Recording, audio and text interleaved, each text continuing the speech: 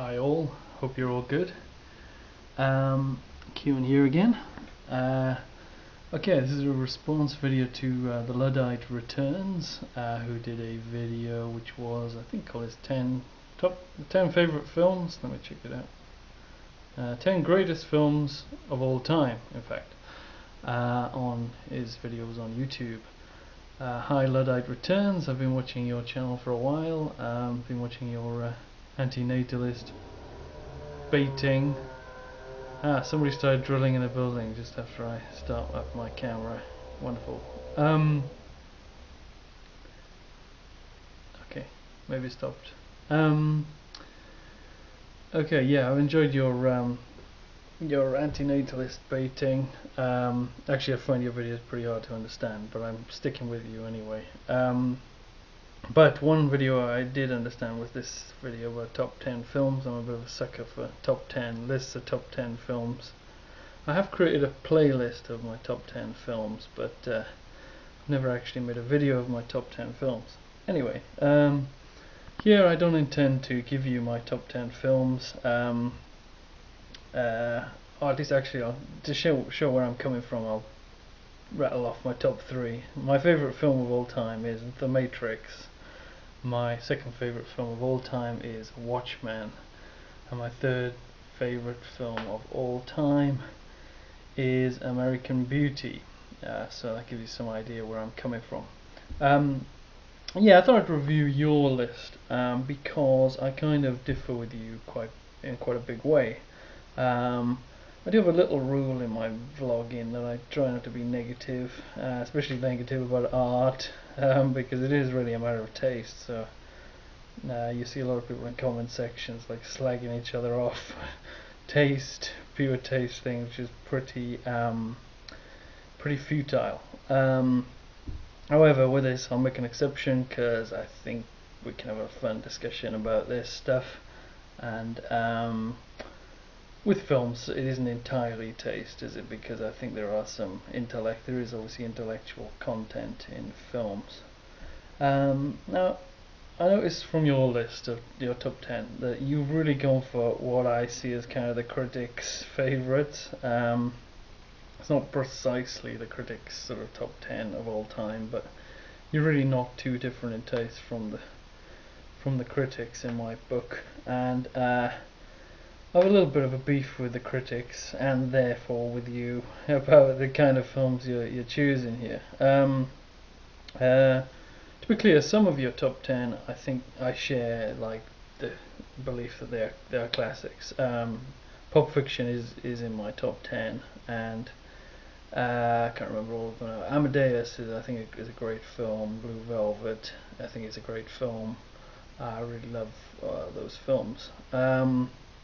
But I've noticed 5 of your top 10 are very much films that have been on like top 10 lists of the critics a lot, and or at least are kind of liked by the critics, I think, but I don't like them. So let me talk about them. So sorry to be Mr. Negative here.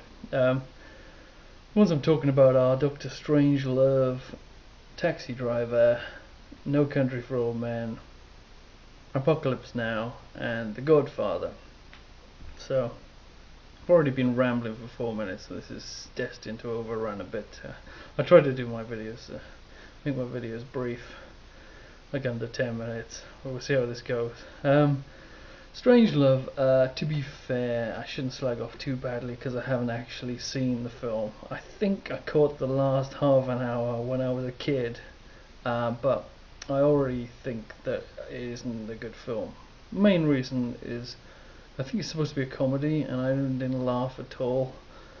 I'm all for like weird films, films trying to be different, but this film seemed to be different from other comedies in that it didn't make me laugh at all. Actually, it's similar to a lot of comedies in that respect, to be fair. I don't know if it has a deep message or whatever. I'd have to look at it again. So anyway, I shouldn't ramble on about that one because I haven't actually seen it properly, and I only saw it, what I saw of it, I saw as a child. Taxi Driver I've seen. I think I saw it as a kid as well, or maybe as a young man.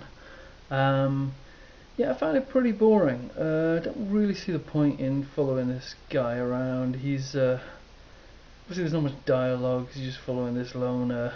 I thought the film was done a lot. This sort of story was done a lot better in the film The King of Comedy, which also had Robert De Niro as an anti-hero. And the story sort of followed the same sort of pattern, but I felt that The King of Comedy had a lot of satire, which kept me amused for the duration of the film. Whereas this Taxi Driver, I guess it made me feel uneasy or whatever, which is supposed to do, but really did seem a bit pointless to me. I thought the ending was good, as with the King of Comedy. There's a similar sort of pattern to the ending, which I thought was good and surprising. No Country for Old Men, saw this fairly recently, as I would have to have done, as it was made fairly recently. Yeah, I thought it was an okay film. But yeah, wasn't too impressed by it. I mean, we've had this ultra violence in films many times now since Tarantino, so it wasn't really entering much new territory with everything psycho going around killing people. I agree the psycho guy was quite interesting. He's pretty weird, kind of 70s psycho Spanish guy. Going on about philosophy type stuff, and shooting this weird weapon. Yeah, he was pretty cool, and he was pretty mean in the film. He's like, you have to respect him like the alien in Aliens, because he was, his death toll was pretty impressive.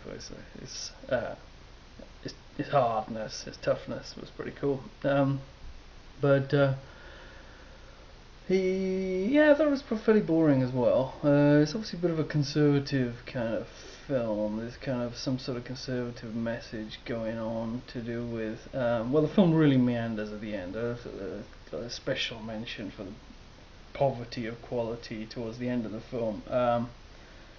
And there's this I found it bizarre scene where I think it's Tommy Lee Jones and someone else sit down. They say, "Oh, it was so good in the good old days. We've lost our way because of all these psychos going around," or something. It was just like a exploration of the conservative mind, I think. And I think the very end was all right with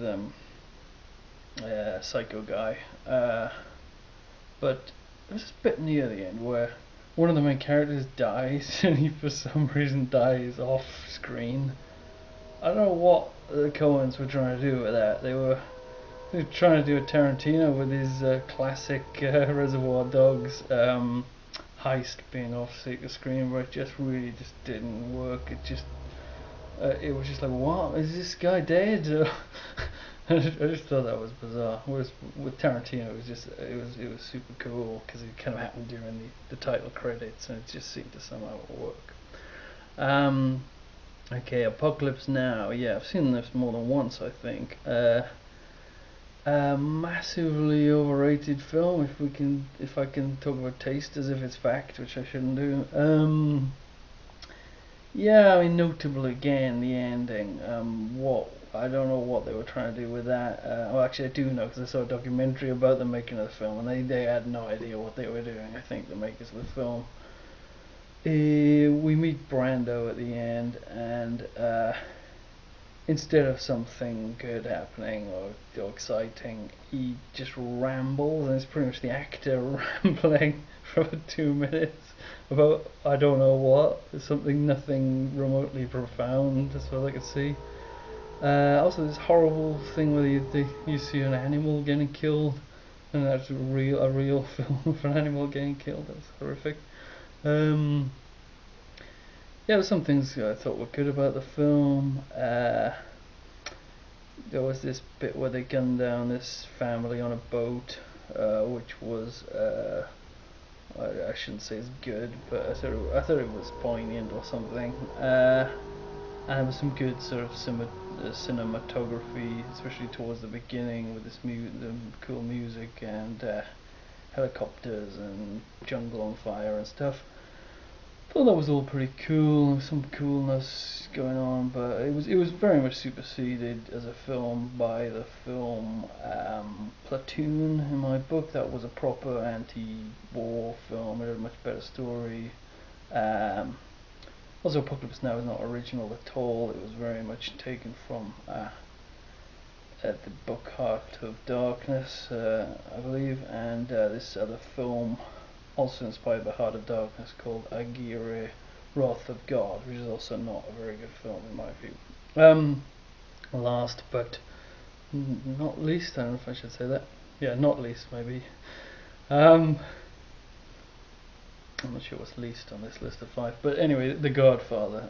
Yeah, again, never really got much fun out of it. I film was very much superseded by Goodfellas, which was really entertaining, scary, fascinating, character-driven film.